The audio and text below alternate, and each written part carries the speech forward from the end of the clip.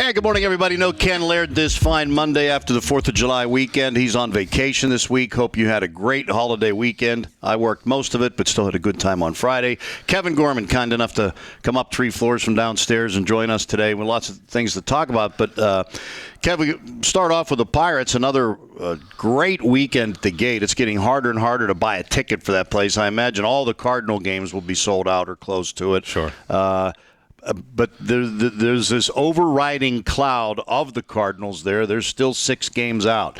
I mean, they're on pace to win 94 games. The Cardinals are on pace to win 106.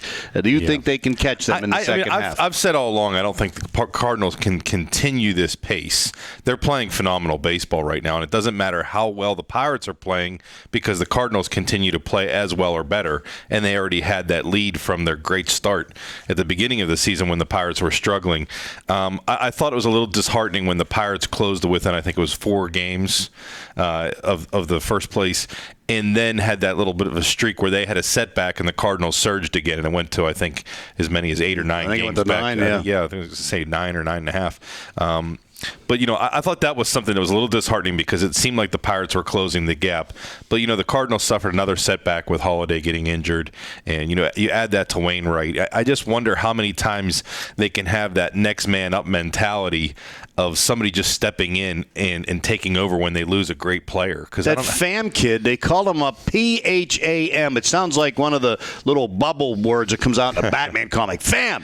And he scores the winning run on Saturday. He knocks in all 3 runs yesterday. They just called him up from AAA Indiana, or Louisville's their AAA team. Called him up on Friday, and he's been the hero in back-to-back games. Yeah, and that speaks well of their farm system. It speaks well of their development, and just I think that there's that mentality, just like the Steelers had at one point. The Steelers then aged and they got older, but there was that whole next man up. You step in and you're expected to do the same job as the guy in front of you. And I think the Cardinals are thriving on that. I think part of it is knowing how to win. They're winning a lot of close games. I think that's the difference between a good team and a bad team sometimes, or between a great team and an average team more often than not. Are the ones who win the close games, the ones who pull out the 2-1 victories or the 1-0 victories. And I think that's what's helped the Cardinals. But I don't think we've seen the best of the Pirates yet, at least not with their bats. We've maybe seen the best of their pitching. I don't know how long they can continue pitching as well as they have, but I think we can see a much better hitting team. And that's where I have hope for the Pirates, is that the bats will come around in July as they often have. Pedro Alvarez, he gets the big home run yesterday.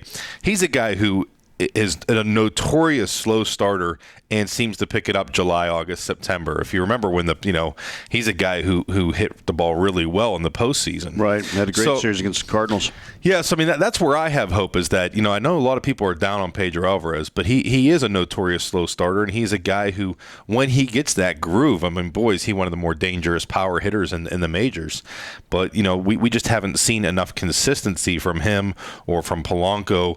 I don't think we've seen enough consistency in this lineup. That's right. My concern, is that every single game there's a different batting order. Actually, the last couple of weeks, though, if you look, Neil Walker, they're all getting up in the upper 270s. It's better than it was. It's going to take a long time now for some of those averages to go up. I did want to get to the All-Star game. It's a sidelight, but McCutchen finished 5th in fan voting. He wasn't named to the starters last night, but 3 of the 4 guys in front of him have some injury issue. He's probably going to be named the starter by Bruce Bochy, who can only name guys that are named to the reserve team, which will be released tonight. You figure for sure he'll be on the reserve team. That's voted on by players and managers. Other than McCutchen, who do you think deserves to go from this team? Garrett Cole for sure. I think Melanson is certainly deserving. Tied for the major league lead in saves, leading the league in saves. You would think so. Beyond that, I think then you get into a gray area where who deserves it and who would you like to see go. I think that there's 3 guys that are bona fide all-stars, and I think 2 of them have a chance to start, and 1 maybe to finish. When you talk about Garrett Cole could potentially be your starter, I think Scherzer has pitched well enough as of late that he may earn that starting nod, and based on his success, but he's also been an American League guy. And so, there's a little more of a history with some of the National League guys in terms of the managers knowing them. But Scherzer, you can make an argument for Scherzer, and I wouldn't try to combat that.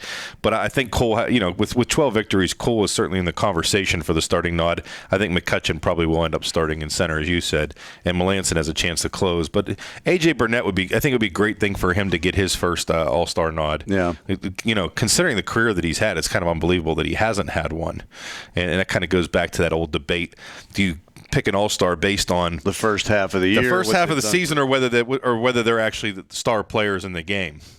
So I don't know. Beyond that, who would you say? I mean, maybe Cervelli. I mean, he's cooled off considerably lately, and with guys like Posey and Molina in front of him, I'm sure they'll get the nod. He might be on that list, to vote one final guy, and maybe Pirate fans will. But other than that, that's probably. Yeah, I wouldn't have I think Cervelli's been as valuable to anyone as the Pirates. I mean, valuable to the Pirates as anyone, but I don't know that he's better than Yadi Molina. I mean, you're talking about one of the great catchers right now. And, I don't really subscribe to, I think if a guy has an outstanding first half, then he deserves that opportunity. But I don't think it should all be based on the first half. I think people want to see the game's great players all on the field at the same time. I mean, I was always a fan of seeing, regardless of what kind of a season they were having, I wanted to go see, Derek Jeter play. I wanted to see Mariano Rivera on the mound. Those were things that I did draw the line when Willie Mays was with the Mets and hitting like 230 and still made it. I mean, it might have been his 24th All-Star game, and he deserved but somebody else hitting 300 that year playing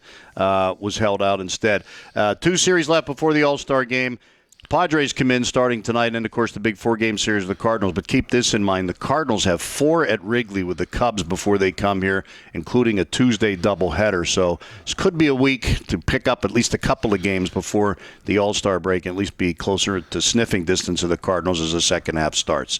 He's Kevin Gorman. I'm Guy Junker. We got a lot of interviews from yesterday's Pirate game be coming up in the next hour.